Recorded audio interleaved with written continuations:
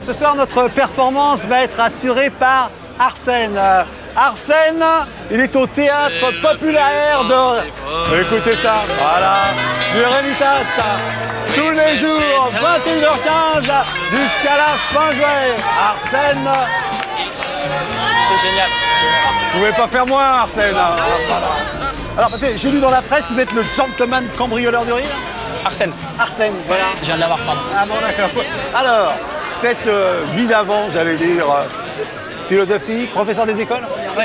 Jusqu'à juin dernier, ça fait depuis juin. Donc j'ai arrêté ça. Pas de regret? Non, parce que j'ai vu c'est bien d'être dans la vraie vie avant de faire les métiers qu'on fait. Donc non, je regrette pas. Ça m'a inspiré pour plein de choses. Et alors c'est aussi un grand saut dans le vide là, parce qu'il n'y a plus, comme dirait, de garantie d'emploi là. Il n'y a plus ça. Voilà, je suis plus fonctionnaire. Vous n'avez pas peur là quand on rentre sur scène ça? Non, bah non, on verra. C'est le début, donc. Mais vous êtes dit un jour, bon, ça. ça va pas sur scène, je retourne sur l'estrade. Vous êtes dit ça des fois? Non. C'est fini? Non, ça non, j'ai vu, j'ai fait le tour et je suis content de l'avoir fait, mais j'y retournerai pas.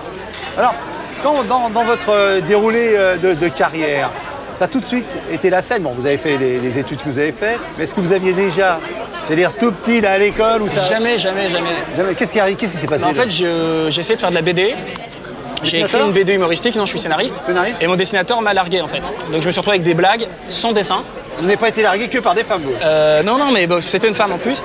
Ah bon. Donc elle m'a doublement largué et j'ai fait un spectacle avec les blagues qui restaient. Voilà. Ah d'accord. Justement, l'axe de votre spectacle, c'est un peu le célibataire en recherche, quoi. Bah, ça a permis de prendre les gens en fait. C'est que les questions sexuelles ou sentimentales parlent aux gens. Ouais. Donc quand ils voient célibataires, ils viennent.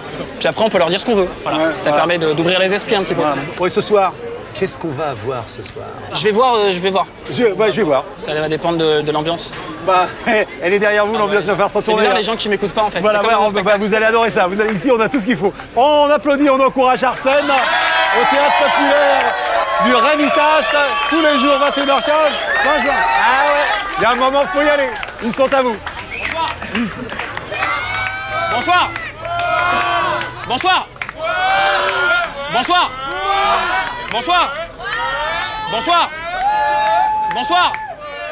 Bonsoir. Bonsoir. Bonsoir. Bonsoir. Est-ce que j'ai oublié quelqu'un? C'est ma meilleure blague, profitez-en. Hein. En fait, je dois tenir 5 minutes et j'ai que 2 minutes de blague, donc je comble. Hein. J'aurais pu vous raconter ma journée pour combler, mais je suis intermittent. Donc j'ai rien foutu de la journée. Un peu grâce à vos impôts d'ailleurs, merci beaucoup. En même temps, quand je vois l'ambiance, ça me rappelle le seul truc que j'ai fait aujourd'hui. Non, j'étais à un enterrement. Pareil. Un ami qui a perdu sa femme et son fils. Bon, je lui ai écrit une petite pensée pour le réconforter. Femme décédée, chemise mal repassée. Enfant décédé, chambre bien rangée. J'espère que ça l'a aidé. Les gens étaient tellement tristes dans le cimetière. Et on voit que moi sur les photos. Oh, je devrais lancer ça. Photographe d'enterrement. Des souvenirs immortels. Tout le monde veut sa photo avec la mariée. Pourquoi pas avec le cercueil?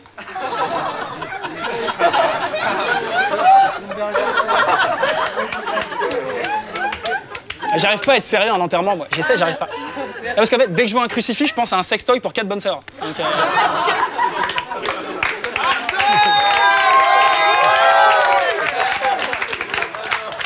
Alors, je vous raconte pas quand je vois un chandelier de Hanouka. Hein. Peut-être que là, il y en a qui attendent une blague sur l'islam pour équilibrer. C'est pas que j'ai peur. Hein.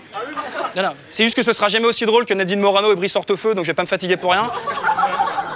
Moi, sincèrement, je trouve qu'on donne pas assez d'importance à l'islam. Voilà. Alors c'est quand même la religion qui a permis aux juifs et aux catholiques de se rendre compte qu'en fait, leur religion est pas si pourrie que ça. C'est important, quoi. Et donc, à l'enterrement où j'étais tout à l'heure, par contre, c'est bien, c'est un prêtre moderne qui faisait la messe. Vraiment, il se déplace uniquement en scout. C'est un petit scout de 7-8 ans. Il le tient par le foulard, comme ça. C'est pas là. C'est énervant, les clichés sur les religions. En fait, le problème, je pense que l'école ne joue plus son rôle. Elle a plus les moyens d'éduquer les jeunes et de leur apprendre la tolérance. Voilà. Là, on a tellement baissé le budget de l'éducation nationale que maintenant, les gamins, ils font un tout petit peu d'histoire, un tout petit peu d'anglais. Pas étonnant qu'ils pensent que l'Holocauste, c'est une agence de voyage à très très bas prix. Hein. Bon, on va revenir à l'enterrement parce qu'on est là pour se marrer quand même. Non, à la fin, très sympa, on jetait des roses dans la tombe. Normal. Mais à chaque fois, on entend des... Aïe. Aïe. Un Indien et un Pakistanais au fond du trou qui récupéraient les roses. C'est ça leur secret.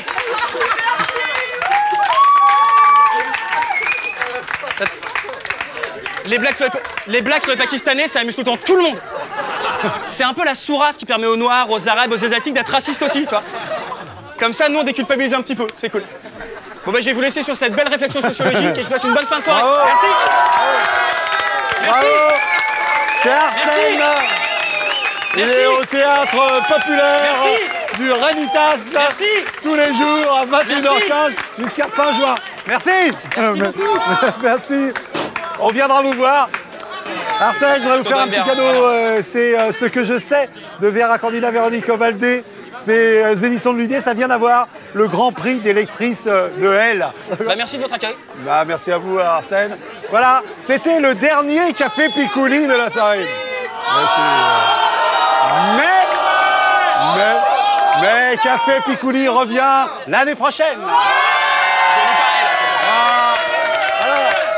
Alors, je voudrais surtout que vous regardiez bien le générique de l'émission, parce que Café Picouli se fait grâce à tous les noms que vous allez voir défiler sur ce générique. Et je voulais aujourd'hui, en votre nom à vous, les remercier. Voilà, donc à l'année prochaine, Café Picouli, ce sera sûrement un vendredi, ce sera sûrement à 21h30 et ce sera sûrement avec vous. Merci beaucoup.